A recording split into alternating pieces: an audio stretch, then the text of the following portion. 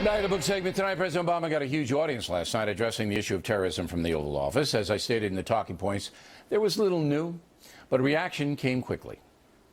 I think nothing new and no sense of bipartisanship, not good for the country. You saw much more passion. You saw much more force. You finally got a chance to hear him lay out his concern as a parent, et cetera. He laid out this strategy again, and it's really the same strategy that hasn't been working for the last several years.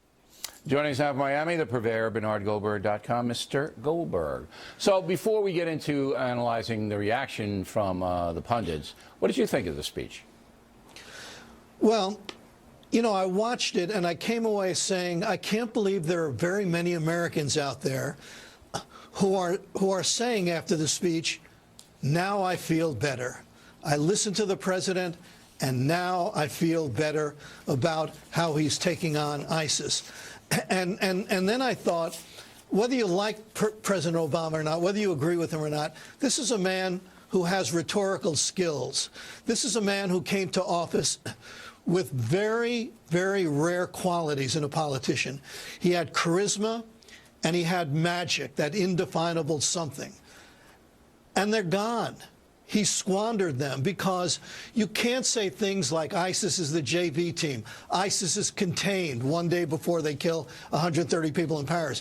You can't say terrorists are on the run and maintain your credibility. You can't maintain that magic and that charisma. So I looked at it and I said, you know, it's over. This is not the man who came into office. Yet a guy like Juan Williams, you know, a liberal man, thinks it was a good speech. And that's what I was trying to get at. There's a hardcore crew that's going to support Barack Obama to the end, no matter what happens. That's absolutely right. There are people in the media who have a lot invested in Barack Obama, and they're not going to throw him under the bus. But when Barack Obama makes you look foolish by defending him, that's another story. And do you think that we've reached that point? Do you think it's the eye roll point? I think we're at a tipping point. The American people know, to use the examples I just gave, the American people know that ISIS isn't the JV team, and so do journalists, including liberal journalists. And the American people know that ISIS isn't contained, and so do liberal journalists. The American people know that terrorists aren't on the run, and so do liberal journalists. If they think they're going to look like idiots defending the indefensible, you know, we could see that. We could see things changing for the first time in a long time. I think, as I said in one of the leads, I think the poll numbers now coming out this week are going to show Barack Obama in a free fall. And people are just going to go, you know what? He doesn't live in the same world that we live in. You know, that's absolutely correct.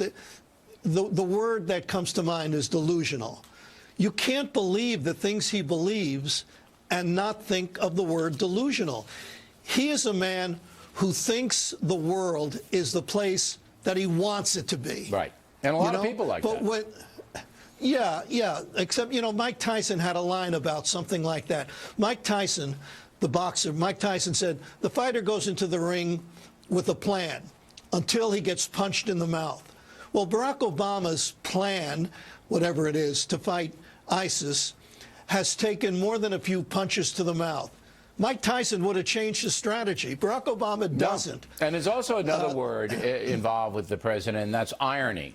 And it has to do with the gun control that he wants so desperately, and so does the New York Times and others, to shift the conversation over to. Not terrorism, either domestic or foreign, but gun control. More Americans are buying guns because Barack Obama's president than ever before. So he has actually the best thing that's ever happened to the gun industry, because people feel so insecure. It's like, this guy's never going to protect us. I'm going to buy as many guns and ammunition as I can buy. And every time he opens his mouth saying we want gun control, more people flood in to buy guns. That's irony. Last word. Well, yeah, the last word is I agree with you. Irony can be a nasty companion, and it is in this case, obviously. Yeah, I mean, if he wants gun control, he should resign, because not going to get it with him sitting there. Very interesting. Bernie Goldberg, everyone. Factor tip of the day, how you can turn bad times into victories. The tip, moments away.